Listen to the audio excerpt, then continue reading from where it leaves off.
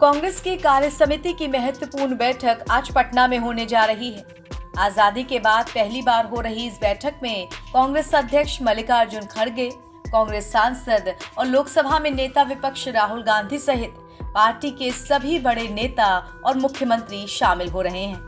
देश भर से कांग्रेस नेता पटना पहुंच भी चुके हैं। राहुल गांधी भी पटना के लिए रवाना हुए हैं। इस बीच कांग्रेस नेता कन्हैया कुमार ने पटना पहुंचकर कहा कि वोट चोरी के खिलाफ लड़ना लोकतंत्र को बचाना है। मीडिया से बात करते हुए कन्हैया कुमार ने अपने तीखे तेवर दिखाए और कहा, जब हम संविधान और लोकतंत्र बचाने की बात करते हैं तो हमारा स्पष्ट मानना है कि चुराए गए वोटों से बनाई गई सरकार पेपर लीक को बढ़ावा देगी। देखिए, बैठक के संबंध में एक बात आपको कह दें, 1921 में सदाकत आश्रम को मौलाना मजरुल हक ने बनाया था। सदाकत आश्रम किसी एक दल का कार्यालय नहीं है, यह देश के आजादी के आंदोलन से जुड़ा हुआ है। देश के पहले राष्ट्रपति डॉक्टर राजेंद्र प्रसाद का वो निवास स्थान रहा और वह जो धरोहर है, उस धरोहर पर पिछले दिनों कायरतापूर्ण तरीके से जो गांधी की हत्यारों को पूजा करने वाले लोग हैं, जो गोडसेवादी लोग हैं, उन्होंने हमला किया था। उस वक्त में उसी आश्रम में कांग्रेस वर्किंग कमेटी की मीटिंग को आयोजित करना, यह इस बात का संकल्प है कि हम इस देश में संविधान की, लोकतंत्र की रक्षा करेंगे। और जब हम संविधान और लोकतंत्र को बचाने की बात करते हैं तो हमारी राय बिल्कुल स्पष्ट है।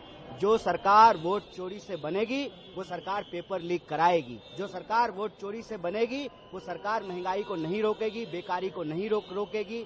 उनके राज में जब चोर सरकार चलाएंगे तो गुंडागर्दी करने वालों का, गुंडों का जो है वो मनोबल बढ़ेगा।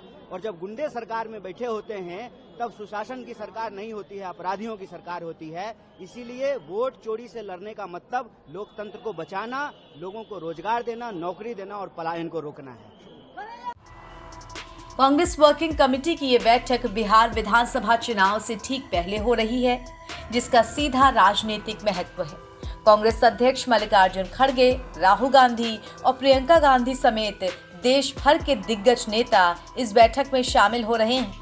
राहुल गांधी पहले ही स्पष्ट कर चुके हैं कि पार्टी न सिर्फ बिहार बल्कि पूरे देश में वोट चोरी, बेरोजगारी, महंगाई और अपराध जैसे मुद्दों को लेकर मुखर रहेगी। बिहार में राहुल गांधी एक बार फिर एक्शन मोड में हैं।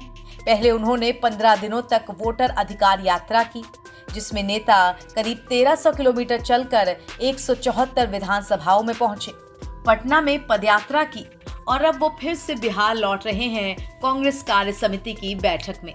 इस बैठक की तैयारियों को देखकर लगता है कि कांग्रेस बिहार चुनाव को लेकर अब कमर कस चुकी है।